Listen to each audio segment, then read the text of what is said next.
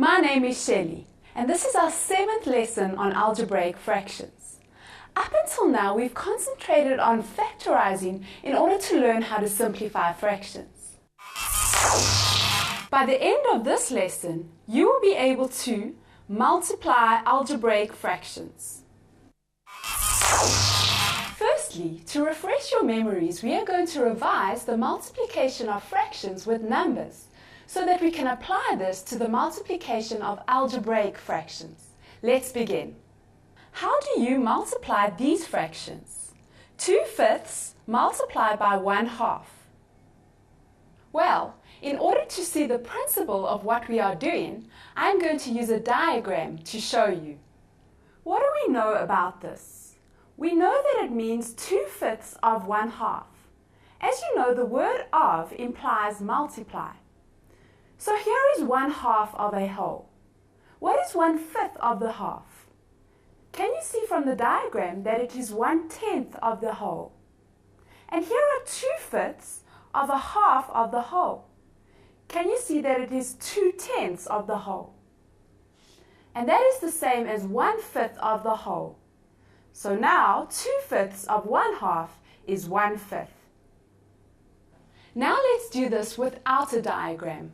What we did in this example was to multiply the numerators by the numerators and the denominators by the denominators. And this is a very important concept for you to understand. When we multiply fractions, we multiply the numerators by the numerators and the denominators by the denominators. So, what is 2/5 of 1/2? Well, let's multiply the numerators by the numerators. And we get 2 multiplied by 1. And multiply the denominators by the denominators. And we get 5 multiplied by 2. Now, 5 multiplied by 2 can also be written as 2 multiplied by 5. So you can see that this is equal to 2 divided by 2 all multiplied by 1 divided by 5. And this is actually 1 multiplied by 1 divided by 5, which is 1/5. But wait a moment, let's go back and look at this.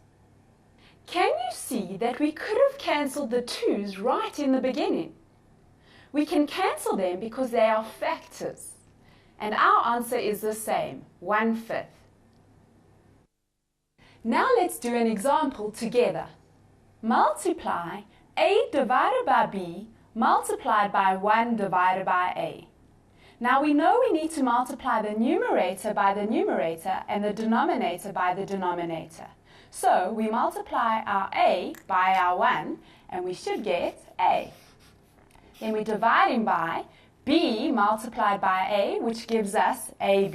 We could have written ba, doesn't make a difference. And now what we do is we can write this in another way as a divided by a multiplied by 1 divided by b. Notice now we have our common factors and those cancel and we are left with 1. A lot of people want to write 0, but we're actually left with 1 multiplied by 1 over b.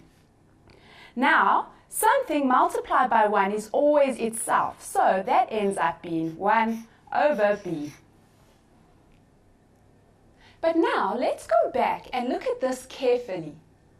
Notice we could have cancelled the a's immediately because a over a equals 1 and we would have been left straight away with 1 divided by b. And note it gives us the same answer. What have we learned from this? Well, let's add to the rule that we just learned.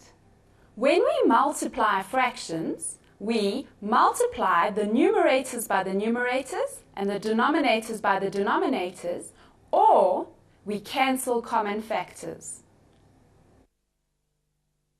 Before we move on, let's do a few more examples of this together.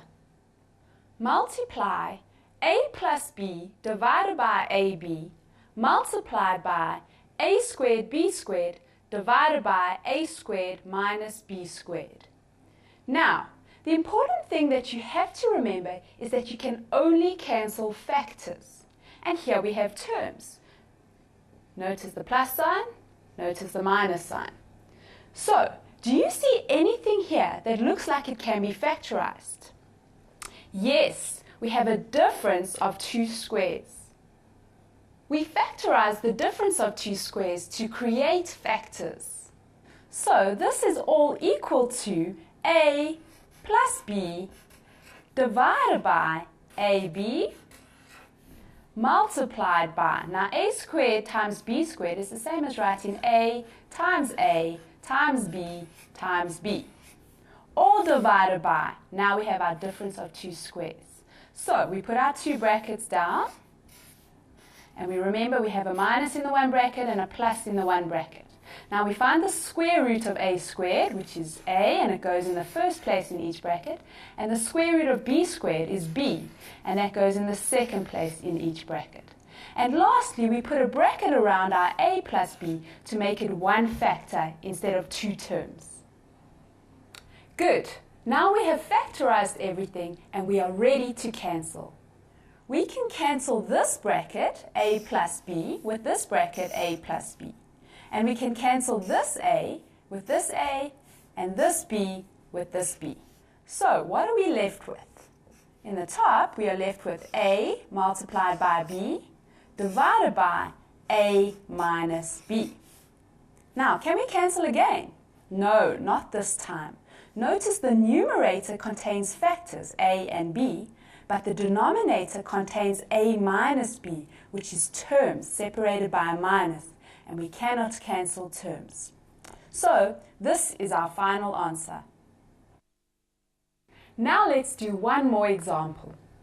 Multiply y squared plus 6y plus 9 multiplied by y minus 3 divided by y squared minus 9. Now notice we are multiplying fractions. But over here we don't have a fraction. So the first thing we always do in a question like this is make it a fraction. So we divide it by 1. Now we can look at what our fractions consist of. Notice we are multiplying. And when we multiply, we need to cancel. And we can only cancel factors. But we have a number of different terms. So we first need to factorize. Now what do we notice over here? What is this expression? Notice we have 3 terms, and so it is a trinomial. What do we notice about this one? We have a difference of 2 squares, and we know how to factorize that. And lastly, up in our numerator, we have 2 terms, and if we just put a bracket around it, we will make it one factor. So let's factorize. Now we've learned how to factorize a trinomial. Remember, we write down our 2 brackets.